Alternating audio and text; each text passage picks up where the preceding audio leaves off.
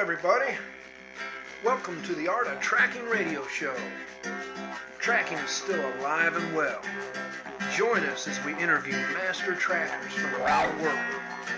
We'll hear their stories, their secrets.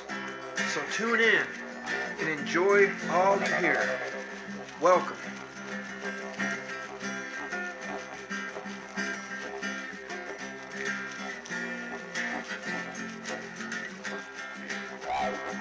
Welcome to the Art of Tracking radio show. Today we have Casey McFarland on. Casey is a senior tracker in the CyberTracker certification process. He is also the co-author of the book Bird Feathers, A Guide to North American Species. We are happy to have Casey on. Well, thanks for being on the show, Casey. It's great to be here, Garth. Thanks for having me. So today's show is called Fluency and Tracking, and so when I looked at fluency, it seems like it's the ability in a way that things start coming very easily and fast. Is that what you would call fluency? Yep, I think that pretty much sums it up.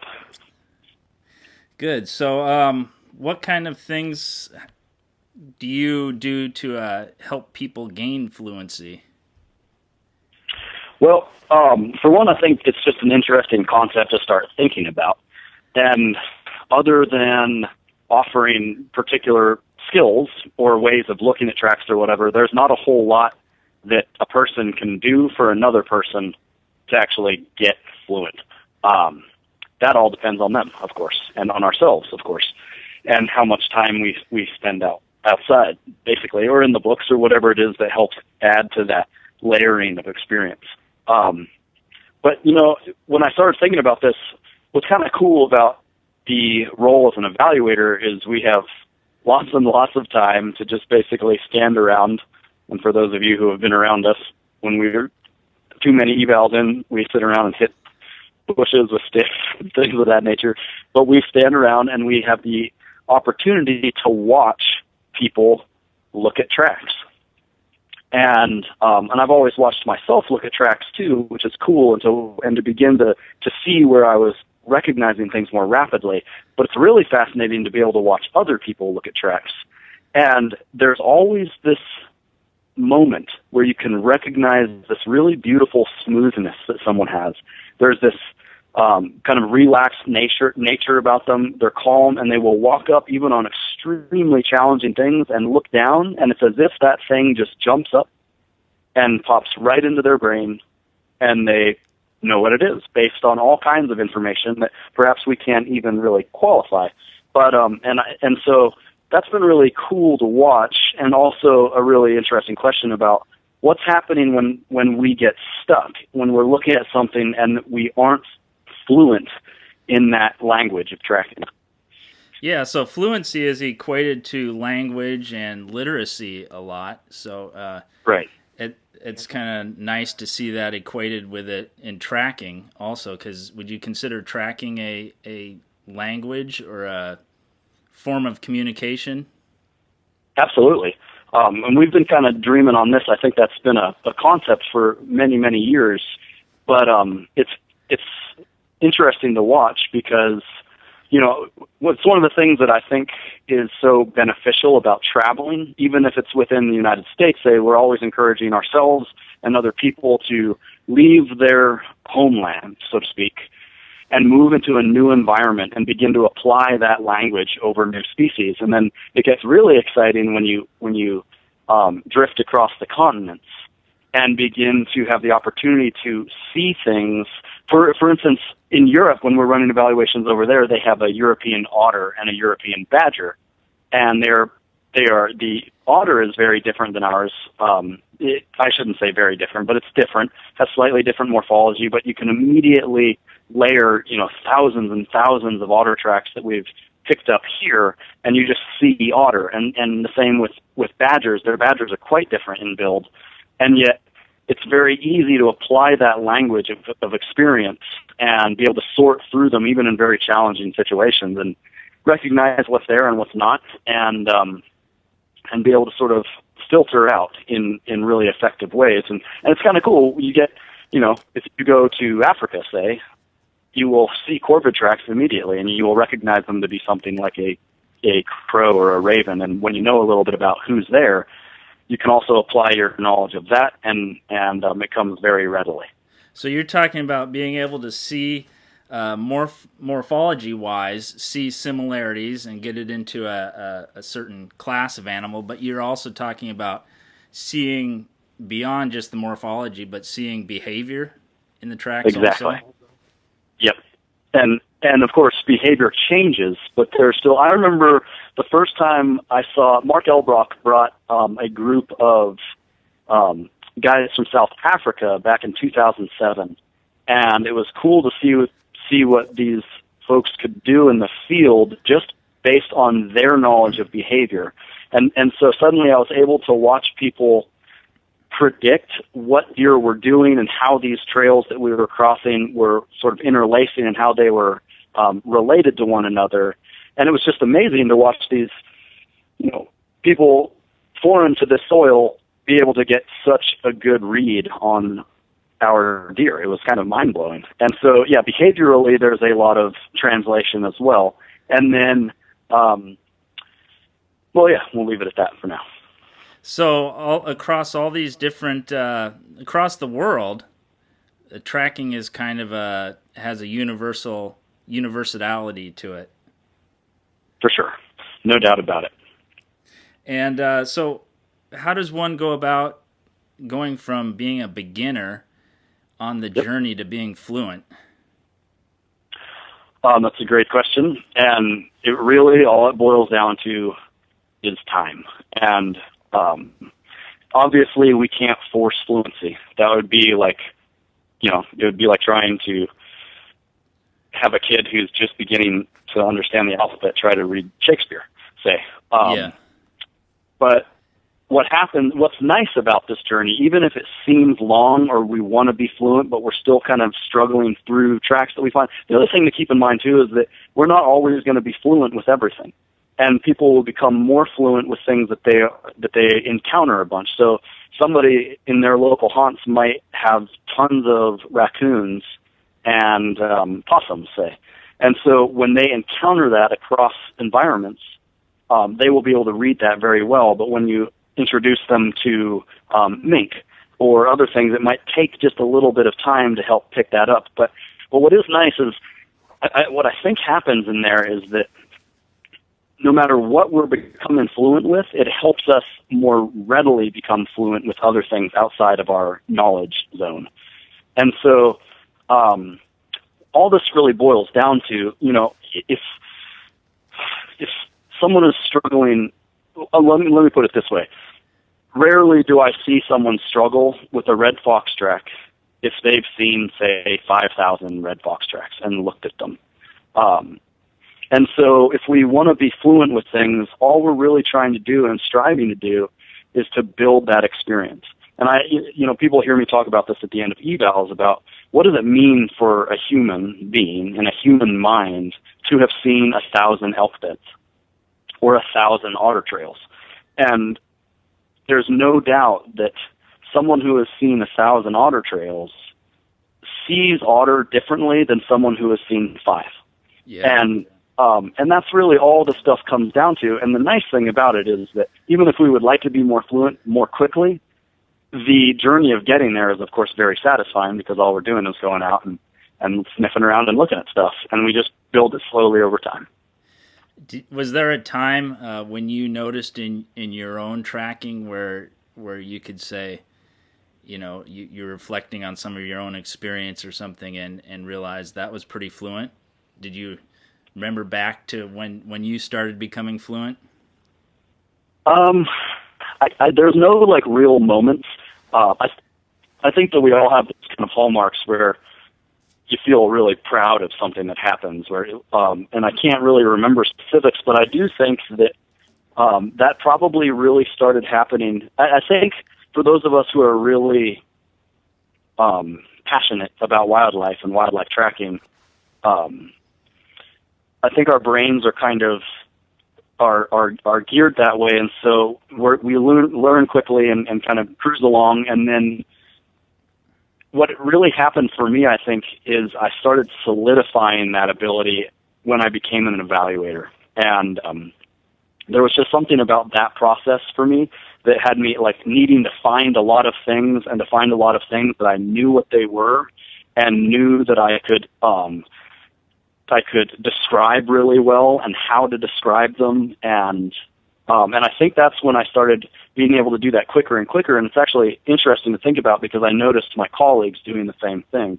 And that when we were in the field together, we often gravitated towards the same types of things to be able to push that particular track or sign, meaning be able to really push the experience of participants and ourselves while still being able to really readily recognize key features or signatures that we could point out and make it useful for all of us. And so I think that process really helped ratchet that ability down. And of course, like I say, I'm well along the path, but I still have a huge road ahead to becoming more and more and more fluent. I think it's a never-ending process. Yeah, learning the finer and finer details as you go. Yeah. I heard something once. I was in martial arts, and one of the things that really stuck with me is they had this 4-gate system, which I have heard other places since then, but it was like gate 1 or stage 1 was unconscious, incompetent, and then there's 2 when you become conscious of something, but you're still incompetent, and then when you're stage 3 is you're conscious and you're competent, and then stage 4 is when you're unconsciously competent. That would be the fluent stage, right? Exactly right. Yeah, that's beautiful. I think Bruce Lee had a saying similar to that. That was, when he started martial arts, a punch was just a punch and a kick was just a kick. Yeah. And then when he got really into it, a punch was no longer just a punch. And then after he'd been training, then it was just back to a punch was a punch. And that really does apply to any skill, I think, that we pick up, and tracking is, of course, no exception.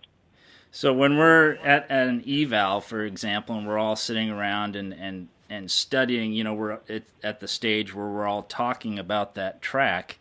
We may be there for an hour or whatever, half an hour, talking about a particular track. All that information and everybody's questions and observations all kind of filter into your own experience, so that later when you see that track, all that kind of information is still in your mind, making you more fluent. So, exactly. Yeah, and that is what's really cool is the tracking communities out there have gotten sharper and sharper and sharper and really have been able to contribute to that descriptive power, because what's happening, that's so exciting, is that things that, we can key in on signatures and pass them along to people that they can put to use immediately. And so I don't know, I'm leery of saying that, that there's any shortcuts out there, because even though people get really good at recognizing track and sign, there's really no substitution still for that stacking and stacking and stacking of experience. They're two very different things. And so, but no doubt people are getting much better, much faster. And then when they begin to fill in all the open space, just soaking up experience, they are unstoppable in the field, which is really cool to watch. Yeah, so maybe it also it can help on the journey to fluency is maybe choosing your questions on the journey. I mean, like if you go out there and you're a beginner, you have to ask different questions. You're not going to be asking like male, female questions. You're going to be asking like who it is. And as you become more fluent on each question, maybe you add on another question or something. Exactly. Yep, exactly. And I think that that's really all that tracking comes down to, is how many questions you have at your disposal. Because when we're walking through the woods for someone who's like, say someone gets dropped in Western Washington for the first time and they're walking through the woods and they come across an elk track. The only question they may have is, who is this animal? And yet someone who works those woods a lot will suddenly be, is this, what time of year is it, for one? Is this a young solo bachelor, or is this a big bull elk wandering around a bit, or is this cows and followers? How old are these tracks? Why are they here? Oh, they're coming uphill. They're going to bed soon. Where are the beds? And so, it's all a matter of being able to have those questions, and that's exactly right. That the more questions we have, and we start pretty rudimentarily, and then we just add on and add on and add on, so that when we do glance down at something, I really think that it's the questions flying through our head that are no longer conscious. Yeah, but it's, wow, that's great. It's simulating asymmetry and claws and lobing and just all these little subtle things, and it just happens in an instant, which is really cool.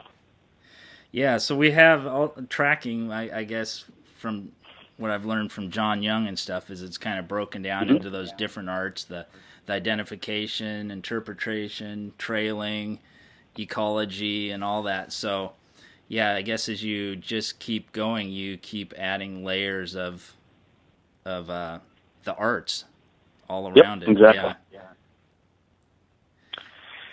Yeah, and it is true. I think that there are the different tracking arts. At least breaking them down most simply into track and sign interpretation and trailing, following of animals. They are very different, and they contribute very different things to each other. And so, it is kind of cool. I almost wish that trailing, the way that we approach it now, had been more a part of my experience early on in my tracking career.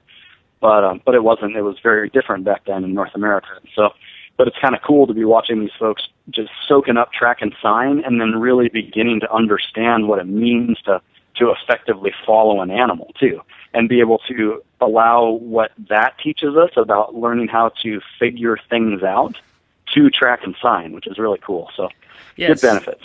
It seems like in animal tracking that the other arts really are kind of a foundation for the trailing. They add to it. If you have, if you know that behavior is changing in an animal, it may change the way you trail it, or the age of the tracks and such. For sure. And that's what's cool too about just reading up about behavior, because that will guide our experience in the woods too. If you look into a local animal in your local landscape, and read whatever it is, behavioral books, or I love using things like Google Scholar and just reading abstracts about whatever it is, gray fox on the coast of Central Oregon. And there's all these cool papers written, and you'll learn things. I'm totally making this up, but you'll learn things like, wow, gray foxes in September and October eat, 50 pounds of berries a week. And it's like, okay, cool. Suddenly it shifts the way that you will search for gray fox sign, for one, and then know what to expect. And then the other cool thing about trailing is that when we're actually effectively following animal trails, we are learning things that would be very hard to learn otherwise. And we might learn something that later on, when we see it, unattached to a trail that we're on, we recognize it immediately. Yeah, and cool. It's all good stuff. So you were just recently over in Europe, weren't you? We just got back a few days ago. And how was that? Oh, it's always a blast. What's really one of the great things about my work too that I really appreciate is to be able to get with all these different communities all over the States and now in Europe, and to see, again, this is almost a language in itself, to see how similar these folks are, and the passions that they have for the outdoors and for wildlife, and just generally really enthusiastically geeky, big-hearted people. And it's just so funny to be able to end up in a house in Holland, and it's the exact same house that I would end up in, on the Front Range in Colorado, or in a little barn in Washington, with the books and the drawings and the skulls that they found. It's kind of fun to watch. And So yeah, Europe is a great time. It's always good to catch up with folks, and we learn stuff every time we go. And my experience over there they're really cool. They've got red deer, which are our elk, but smaller, and they've got these little roe deer, and they're just fascinating little ungulates. And it's just so cool to keep layering experience over there, even though I'm only there for a few weeks a year. Yeah. And this shorter still. So it's cool. It's always great to go back and connect with both the people and the wildlife out there. Yeah, what an experience, be able to travel the world and meet trackers everywhere and see this language expand. Yeah, it's great. And we learn a lot along the way, which is better still. Well, I want to thank you. Is there anything else you feel like you'd like to add in on Fluency? No, I don't think so. I think that it's just something that comes naturally, and it's easy to obtain, and that we like to go out and learn stuff. So we just keep at it and keep getting more fluent. Keep getting more fluent and get our what is it they say 10,000 hours is the That's right. the common thing to make a professional fluent or whatever. Exactly right. Yep. Strive for the hours. Stack up the hours. Well, thanks a lot for being on the show, and I look forward to seeing you on an eval here pretty soon, I think. Yeah, real soon, a week from now, almost, huh? Yeah. Sweet. Yeah, I'm looking forward to that. Yeah, and thanks for having me. This is a really cool idea. This is a good thing you got going. So, great. Thanks a we'll lot. Catch up soon. Have a good rest of your day. All right, thanks, Garth. Take care. Bye. Bye-bye.